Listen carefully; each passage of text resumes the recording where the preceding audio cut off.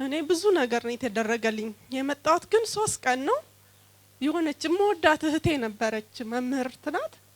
3 ምናምን ሆነን ነው እዚህ የተጸለየልን። በፊት ቤተክርስቲያኑን አላቀው፣ ግን እዚህ አካባቢ መምህር ነኝ። ዘንድሮ በጣም በቃ ይሄን ድምጼን እያያዘኝ ማክስ አረጋለሁ። እኔ ጉንፋን እንኳን አያቀኝም በእውነት። የኮሮና ጊዜ እንኳን ምንም በሽታ አያቀኝም ነበር። ዘንድሮ ግን በቃ ይሄን እያያዘኝ እንዴ እልልም እንድዘምርም በቃ አፍን ያረጋኛል ይመጣና ማለት ነው። እና የእግዚአብሔር ሰው አርብ ቀን ነው ሰኔ ውስጥ ነው የሆነ ስብሰባ ነበረ። እንደው እህቴ ነበረች ለምስክርነት እዛ ጋር ቅድማ ይቻል ነበረ።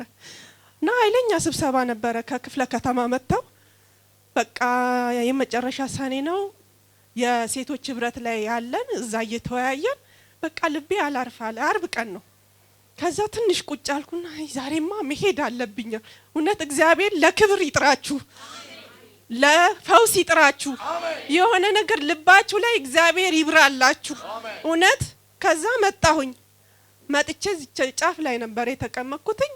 ከፕሮግራሙ ካለቀ በኋላ የሚጸለይላችሁ ወይም የሚያማችሁ ሲባል ወጣሁኝ። ከዛ መንፈሱን ለቀቀ፣ ጮሆ ለቀቀ። ከዛ እኔ ሐኪም ቤት ምንም አላቅም። እኔ ህመም ሲጀመር እግዚአብሔር ይመስገን ምንም ነገር መድኃኒትም አልወድም። እኔ ዝም ብዬ ነው በቃ የሆነ ነገር ቢያመኝ እንኳን መድኃኒት ብዙ ሳልጨርሰው ራሱ ምጥልበት ጊዜ አለ ማለት ነው። ከዛ ከመስከረም ጀምሮ ሽሮፕ ምናምን አላርጂክ ነው ይሉኛል። ቾክ እንትን ብሎብኝ ጌታ እግዚአብሔር አይምሯችሁን አይሸፍንባችሁ። እውነት ጌታ ምንድነው ሲያማችሁ ምንድነው ይሄ ነገር ብላችሁ አድምጡ የጌታን ነገር። እኔ እውነት ድፍን አድርጎብኛል በእውነት። እኔ በፊት እኮ ሲያመኝ ምንድነው ብዬ ጌታውን ምንድነው ብዬ ተንበርክኬ እጠይቃለሁ። ከዛ መጣው ጮሆ ለቀቀ መንፈሱ ማለት ነው። እና ከዛ በኋላ በቃ እግዚአብሔር ይመስገን ተፈውሻለሁኝ። ክብር ለሱ ይሁን።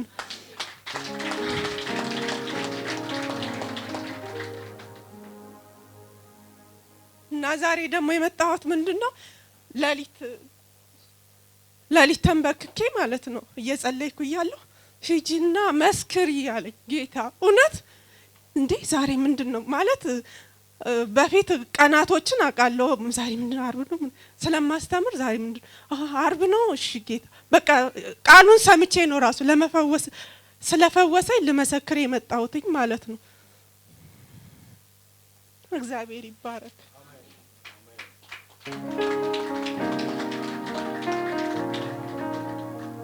እውነት ቀላል ነገር አይደለም። ተማሪ ፊት ቆሞ ማለት እንዴት ነው ሲያስላቸው ራሱ እንደነግጣለን። እግዚአብሔር ምስክሬ እኔ ልጆቼን በጣም ነው የምወዳቸው ተማሪዎችን ማለት ነው። ምንም በሳሳላቸዋል የሆነ ነገር እንኳን ሲሆኑ ማለት ነው በጣም ነው በቃ።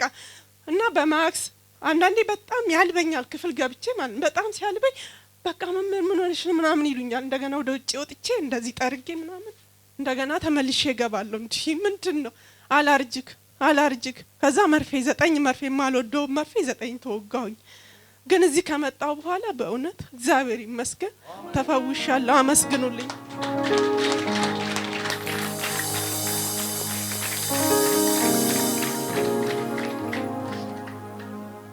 እና እዚህ ቤት እውነት ትኩስ ኢየሱስ ደም አለ። እውነት እኔ እግዚአብሔርን በጣም ነው የምወደው፣ ኢየሱስን በጣም ነው የምወደው። እንደ አባት ሁሉን ነገር ስጨቀጭቀው ማለት ነው ልክ እንደ አባት። አንዳንዴ ጌታ ወይ ምንድነው ላለሁኝ በቃ እንደ ሕፃን ነው የምጨቀጭቀው ማለት ነው።